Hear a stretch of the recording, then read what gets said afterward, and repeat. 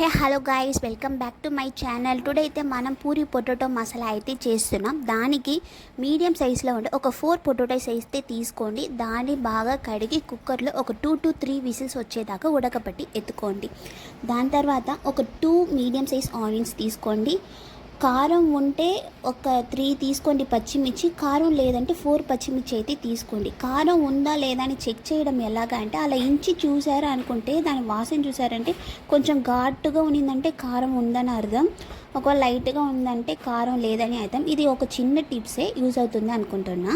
ఇంకా కడాయిలో అయితే నేను పోపు అయితే వేసుకున్నాను. దాని తర్వాత పచ్చిమిర్చి వేసుకోండి. ఇప్పుడు మనం దీంట్లో సన్నగా తరిగి పెట్టుకున్న ఎర్రగడ్డలు కూడా దీంట్లో యాడ్ చేసుకోండి.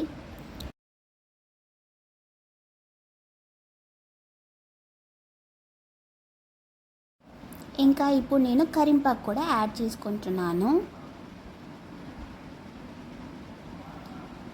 ఇది బాగా వాడనివ్వండి.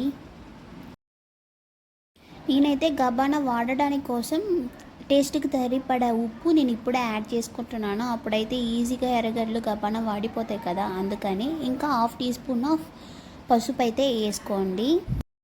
ఇంకా ఈ గ్యాప్లో మనం కుక్కర్లో పెట్టిన ఉల్లగడ్డలు అయితే బాగా ఉడికిపోయి ఉన్నింది. సో దానికి తోలు అనేది పీల్ చేసేసి మనం దాన్ని బాగా స్మాష్ చేసి పక్కకైతే తీసుకుందాం. బాగా మరీ స్మాష్ అయితే చేయబాకండి, మెత్తగా కొంచెం గడ్డగడ్డగానే ఉన్నిండి. ఇంకా ఉల్లగడ్డలు మొత్తం వేసినాక ఉల్లగడ్డకి ఫుల్గా మసాలా పట్టేంత వరకు బాగా కలుపుకోండి.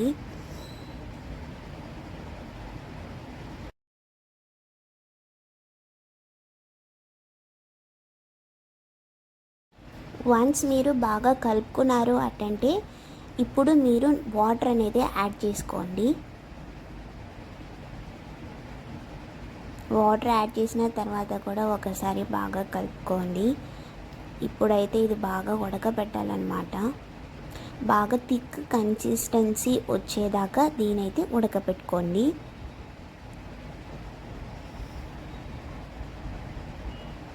అప్పుడప్పుడు కలపెడతా ఉండండి, లేదంటే కింద అడుగు పట్టిపోతుంది. సో ఇంకా అందుకని కలపెడతా ఉండండి.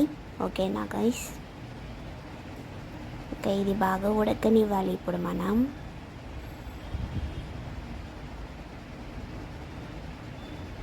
చూడండి కర్రీ ఎంత థిక్ అయిందో.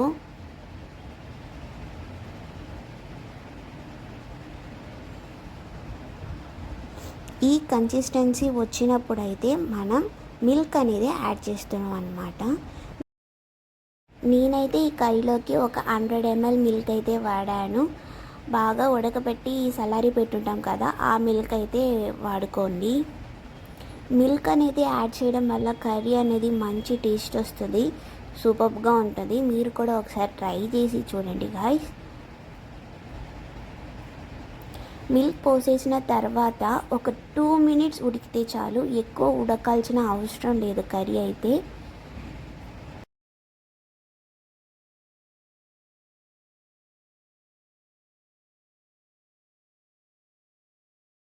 ఇంకా అంతే గాయస్, మన పూరి పొటాటో మసాలా అయితే రెడీ అయిపోయింది. మేము ఆల్రెడీ పూరి కూడా చేసి పెట్టుకున్నమాట. ఇంకా puri with potato curry masala తినేటప్పుడు సూపర్ ఉన్నింది గాయస్. టేస్ట్ అయితే యావసమ్ టేస్ట్ ఉన్నింది. మీరు కూడా ఖచ్చితంగా మీ ఇంట్లో ట్రై చేసి చూడండి. ఎలా ఉన్నింది అనేది నాకు కింద కమెంట్లో అయితే చెప్పండి. ఇంకా ఇలాంటి వీడియో కోసం మన ఛానల్ని లైక్ అండ్ సబ్స్క్రైబ్ చేసుకోండి. అందరూ వీడియో చూస్తున్నారు కానీ కొంచెం సబ్స్క్రైబ్ కూడా చేయొచ్చు కదా. సో మర్చిపోకుండా సబ్స్క్రైబ్ చేసుకోండి. ఇంకా మనం నెక్స్ట్ వీడియోలో అయితే కలుద్దాం.